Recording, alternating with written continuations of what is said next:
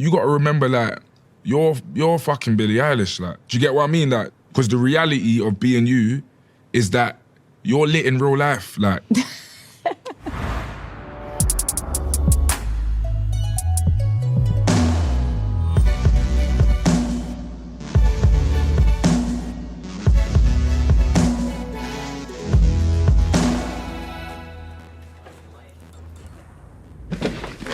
Stormzy. Billie.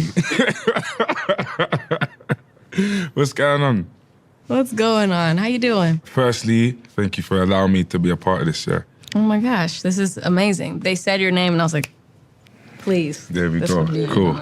So I met Billie at the 2020 Brit Awards. I probably had a couple to drink as well, so I was probably feeling a little bit confident. And it was, You are the fucking greatest. You're so hard, it don't even matter. I absolutely overwhelmed you and overloaded you with absolute, yeah, it was a lot. No, you didn't. It was very cute to me because you ran over and started singing my songs. I'm not just somebody's daughter, must have been in love. Oh my God, I'm gonna cry. You're too hard, she's too hard. It was amazing. Yeah, it was a beautiful moment. You really came over and dissected shit. It was so specific and you really like honed in on certain parts of my songs, and that was so amazing to me because it really showed that you actually gave a shit. It was a very pleasant surprise. Thank you. And then you put the picture up of us on your Instagram and I was like, bet hard. Yeah, that was it. Yeah, I was like, gas. Yeah, Billie, so happier than ever, like, it's amazing. The second album's always this, like, well, for myself anyway, it was such a difficult task because it's like your spirit sometimes wants to stick to what you know, but then you want to venture out and like you're just trying to figure out, bro, the world really loved me for everything I did the first time around, so how do I approach the second one? You can sometimes hear the growing pains, like, if you get what I mean, like, and even when I listen to my second album, especially where I'm at with my third, I can hear, oh, okay, you was figuring it out. Okay, you was trying to, you tried there and now you, whereas with this second one, it feels like you fucking just, you just smashed it out the park. Like, could you break down that song to me? Male Fantasy, before I tell you like my perspective, but I want to hear yours. Yeah. I think it was like the second to last song that we wrote. Porn is just this, I mean, we don't have to talk about porn, but that's how the song started. It literally wouldn't have been written if it wasn't for porn. I don't know, I just couldn't stop thinking about the unrealistic and misogynistic and, you know, completely ridiculous world of porn and why the fuck any of it is the way that it is. We just started writing and it was completely all the truth. Like every single line was exactly what the situation was. At the time, I was really feeling these things and writing about them was really hard because I'm not used to that. You know, I'm used to writing about things I used to experience or somebody else experiences or things that I feel and think about other people's lives. Writing of that song was like the first time I've really like sat down and thought about exactly how I felt and just said it all. And it was hard and it was satisfying and it was revealing and it was violating and it was exposing and it was also incredibly cathartic and therapeutic. But there were times I had to like stop and like I was like, oh my God, I need to take a breath. Like this is a lot for me. But in the end, it's probably one of my favorite songs that I've ever written. Okay. There's a few artists, yourself, Frank Ocean's one of them, a few rappers as well, like your Kendricks. Well, anytime you lot drop music, and as much as I want to listen to it, I need to see what you're saying as well. So I think that's the one I played the most because I was thinking, this is Billie's perspective in a way I've never heard it before. So becoming an artist, why? I was always MCing from young, like, so is MCing a British thing? Yeah, okay, so like, yeah, no. We call that, so rapping is what we call MCing over here, which is like, it's so difficult explaining MCing and grime. But yeah, I was MCing, which is just rapping, I was doing that from that age 11 up till a big man, and then that developed into me becoming a musician. It was a slow, gradual realization, a lot different to yours. Was Ocean Eyes your first song? Yeah. That's ridiculous. I put like 2 songs out before that were just on SoundCloud when I was 13. So you made that when you was 13? Yeah. That's ridiculous.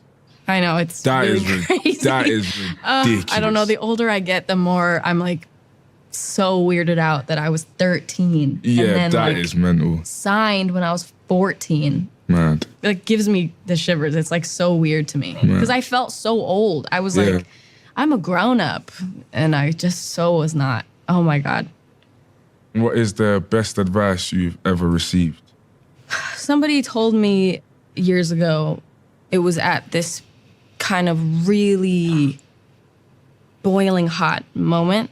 And it was a lot, and it was new to me, and I didn't really know what to do with it. And, you know, I don't really know if anyone does know what to do with it, but I really did not. And somebody told me that I can say no.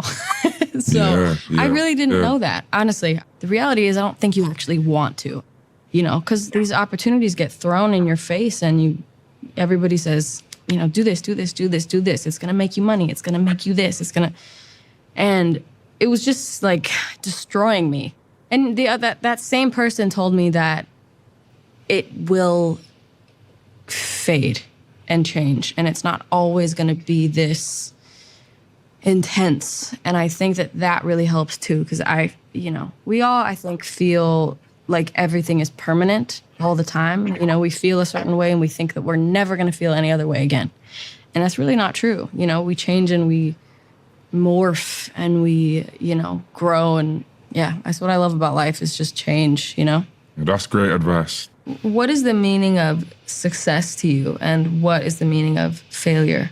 A lot of the time, I feel like people always think success is this thing where you have to sacrifice time. Like, I'm success. Yeah, I'm getting to the money and I'm getting to my success, so I ain't got time to see no one. I ain't got time to do nothing. I'm like, that's not the idea of success that I like. I want to be able to see my mum. I want to be able to spend time with my nephews, and that's my idea of success now. Like balance, balance and time. Yeah. What's your idea of success? I think that it's internal, and you do these things that are such a cool idea, and they pay a lot, or they're going to get you a big campaign, and then it's like, but if it's miserable, is it worth it? Yeah. For certain things, like if you really care about something and it's a lot of work and it's miserable in the process, but if it's going to make you happy after the fact, then I think that that's absolutely valid and worth it. But I think that, why make yourself miserable? And you can also be successful at something and still feel like you failed. So I think it's really just about how you look at stuff, 100%. Yeah, I don't know. I've felt like a failure a lot in my life. It's really easy to, when this many people are looking at you and telling you that you are one. It's hard not to believe them, And it's weird being a person that grew up with the internet just as much as the people that hate on me did. I go on social media and these platforms for the same reason all these other people do.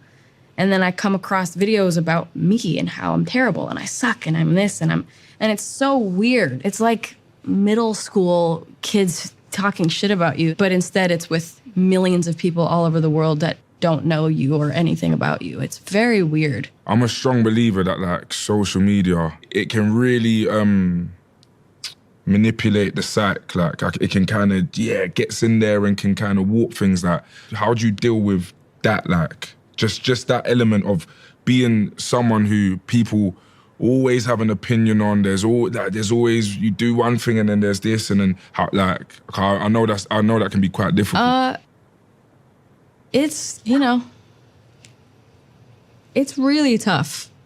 I'm still trying to figure out how to deal with it. Because I like the internet. It makes me laugh, and I like memes and shit. And it's like, no matter what I do, I'm everywhere. Like I can't avoid myself. And it really makes me pity all the people that hate me because they can't avoid me either, I'm sure, you know? You know, I don't want to see how, oh, Billie Eilish fucking, you know? You don't know shit about me, please. You know what I mean? Like, I wanted to make music. That's what I wanted to do. Like, why is it more than that? Why can't it just be my art? Why does it have to be everything I do and say and look like and fucking feel and have an opinion on and this and that? It's like, what happened? I just wanted to make music. I didn't want this shit. I'm not a fucking role model. I'm a random girl and I like to sing. Like, it's like, you know what I mean? Like, it's not that deep. It's like, it's really not. I don't know why it has to be such a big deal. Like, why can't it just be about the art and shut the fuck up about my life? Yeah. I fully You know what I understand. mean? Yeah, fully. I'm not on social media anymore. I just deleted everything and came I off love of it. I would love to do that. Yeah. It was like it felt very necessary, like without even sounding like cocky or arrogant. Like, you got to remember, like, you're fucking Billie Eilish. Like, do you get what I mean? Like, not like on a gangster one, because the reality of being you is that you're lit in real life. Like, that's what I had to remind myself. Like, in real life, I'm lit. Yeah. Like, it's love. It's love. Like you walk into the room, it's love. You see people, it's love. It's, yo, Billy, I love your new tune. Yo, Billy, that's sick. Like, yo, Storms, no. But then we get on the internet and it's some other shit. Do you know what I mean? Like, so I'm always like, yo, like, just believe the reality of who you are, because the reality of who you are is fucking crazy and it's amazing and it's sick and it's so accomplished and it's so brilliant. To take it with a pinch of salt, which is easy to say for someone who's not on the internet, of course, but like, I remember like when I was there, it was like, sometimes you'll take something and it's like, well, hang on, like, this ain't even true. Like, my reality is that I'm a G, like, and I'm sick and all of this. So yeah, just remember you're fucking Billie Eilish, man. Don't ever, like, do you know what I mean? People, yeah, man, people are trolls and whatnot, like, so yeah, man. Oh my God. Best advice I ever got. Yeah, man. Do you think about how your music is going to perform live when you're making it? Is that something that you think about? That's a funny question, because this time around with my album, I haven't considered live at all. Like, as in, and maybe that's because of COVID, maybe that's because I haven't been performing, but there was nothing, there's nothing about this album where I thought, oh, damn, you're gonna have to perform that live. Or like, and what does that mean? Do you know what I mean? So yeah, I've just kind of been dedicated this time around to like making something that's so honest and something that's like just my truth. Like, I feel like the best advice that I've ever got that I've managed to apply to this album was, all we can do as artists is tell our truth. That's all we can do. We can just tell our truth. And a lot of the time in the past, I used to think you dive into an album and you're trying to make it this and you're trying to make it that. And this time round, like, I'm like, all it can be is what's inside me. Do you know what I mean? So I've kind of taken the pressure off myself and I'm like, my truth should be enough. Yeah. Do you know what I mean? My truth is what's got me here. Your truth is what's got you here. This is why people love you.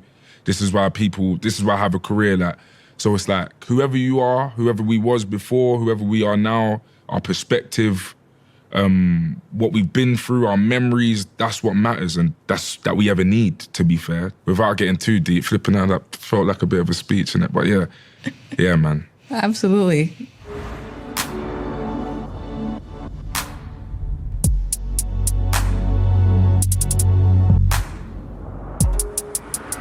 Happier than ever. Like, an album is so many different things and so many different layers to it that, like, trying to sum it up in one sentence is always like an injustice. But if you could try, like, if you could just, like, in terms of what this album's about and like what you hope for it to tell people. Happier Than Ever, I think, just felt like such a perfect encapsulation of the last few years, and it also has so many meanings. It has a sarcasm to it because, you know, a lot of reasons, and it also is the truth, and it also doesn't mean happier than you're ever going to be and more than anyone's ever been. It just means happier than before. You know, it means doing better you know? And I think that that's really how my life has been in the last few years, and growing up and like changing and getting better, you know, as a person, and mentally and creatively and vocally and all the things. It's funny you talk about like the sarcasm. That's literally what I felt, especially with the title track. Yeah. I believe that you are happier than ever, but I also believe that you're not happier than ever because of details of that song. I heard the kind of sweet irony of it. How did you make it? Like, what's the process? What's the nitty gritty like?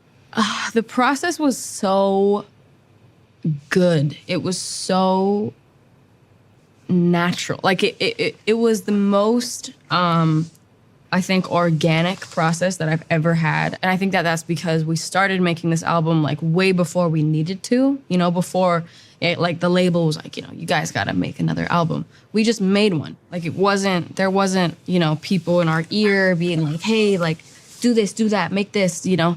Our mom actually came up with the idea of making a schedule just because we had so much to do, and you don't always put aside time for yourself. It wasn't easy. It was really difficult, obviously, but it was like we weren't even doing it. It was like something in the air was creating this project, and I couldn't have loved it more, honestly. There isn't one song that I'm like, ugh, wish we didn't put that out. Wish that wasn't on the album. I wish we hadn't at all, nothing. And then my favorite song, for a while, my favorite was Lost Cause. And then it changed to Male Fantasy. And then I think Oxytocin is one of my favorites. I also love Getting Older. I love Your Power.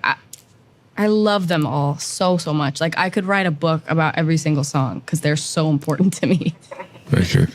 I think my takeaways from the album, your ability to be so like beautifully classic and timeless, and like just an acoustic guitar or just a chord, and then so forward thinking with like an NDA. Do you know what I mean? Like where the production's just like larger than life, or even like the second half of Happier Than Ever. Like, I feel like your ability to swerve through all of that on the same record as well. Like, was that all intentional? Did you think of that beforehand, or is it just something that happens like naturally as the process goes on? I love that observation. That makes me feel so good, because the biggest insult that you can say to me is you make the same song over and over. Yeah. That's what I love so much about, you know, like older albums and artists like Kendrick and Childish Gambino and people that make albums that are a full piece of work and are cohesive but are really different. That's what I love about the Beatles, is that their music is so... It's such art. Like, the album itself is art. It's not just a bunch of songs put in a, you know, playlist. On its own, it's a piece of art. And I really, really appreciate that and strive for that. And lyrics there's nothing more important to me than lyrics. I can hear that, yeah. Yeah, I think that listening to a song without paying attention to the lyrics is like a disgrace. Obviously, I like songs that have bad lyrics or they're not very interesting, and that's fine. It's totally fine, but I just think that lyrics are so vitally important, and especially in this day and age, and I feel like people don't try as hard, and when people do try as hard, I really notice it, and I really, really appreciate it. So I hope that, you know, other people do too. 100%. And you do. So I think with everything you said, like, trust me, it translates in your art. Like, I think, and I'm probably like away from cameras, away from like, for you to, even like for an artist like myself to see an artist who's as iconic, a superstar, like all of those things, like popular, acclaimed, like critically, commercially, but to also just be so dedicated to your art and so dedicated to the music and so dedicated to the lyrics. That's what young artists should aspire to be, where it's like, I don't think you've sacrificed any of your like commercial success or with the music. Do you know what I mean? Like, I feel, a lot of the time it feels like you have to sacrifice. You haven't done that. You've done it all on your own terms. Like, so credit to you, Billie, man. Like, I'm excited for you because the fact that you enjoyed the process so much, like, and now you get to kind of put your baby out into the world, man. Like, I'm excited for you. But when you reeled off your favorite songs, Like, you missed out loads of my favorites, like Haley's Comet, that's Everybody Dies. Oh yeah. Like, beautiful pieces of music, man. And the detail, that sometimes there might be something in it where you think, oh, did no one hear that? Or did you not get that line? No. And with, yeah. But even, hang on, I wrote a couple. And I just wanted to find out if they were deliberate or whether they just kind of happened. So on Everybody Dies, when you're singing that, I can hear every breath in between the takes. Did you keep that in? Because usually I guess the engineer would chop the breaths out, innit? Like, yeah. Oh my God, I love you. Oh my God. So it's a classic thing for, you know, an engineer or a producer or anybody to like noise gate something where it's the line and then you don't hear any breath afterwards. You don't hear the breath for the next line. You don't hear anything. And, you know, there's so many things that are so like standard in music. Like a standard way of editing vocals and a standard patch for the synth or the piano or the keyboard or anything. And, you know, even my brother, who's a producer and works with other artists and stuff now, he has a kind of an every time, like, he does it this way. And sometimes I'll be like, whoa. Like, I know that this is like the way that you're supposed to do it, but can we just leave all the breaths in? And can we leave the natural sounds that I make with my mouth and the sounds that you can hear when I bump my shirt and like, you know, just the sounds of the room. And sometimes that doesn't work for a song, but sometimes it does. And what I love so much about Phineas, my brother, and I would love for you to talk to him because he is such a genius with this. And we're really similar in how we create. And you know, it's not that we don't like the classic ways of doing things. It's just that you don't have to do them like that every single time. All these decisions, like, okay, this time round, I'm gonna use my voice like this, like. So I'm guessing that's a very conscious thing that you do, innit? Like, yeah. Yeah, it really is. I also, you know, my voice has changed so drastically since I started making music, and I have a lot more range now. When you're going through puberty, you only have kind of one voice. You know what I mean? You don't have much range. And I was going through puberty, making, you know, my first album and the music before that. And I can sing in ways that I used to not be able to. You know, I can hit notes that I didn't used to be able to hit. And it's so nice to have range. And like, you know, something I love about Marina, you know, who I grew up listening to, and Lana, they just did crazy stuff with their voice, and they sounded different, completely different in different songs and different lyrics, and like with certain melodies they would push, like, make their voice into this different sounding thing, and then and I loved that growing up. I thought that was so cool, and I just tried to kind of do all the things that I could that were possible for this. You can hear it. It's an amazing album.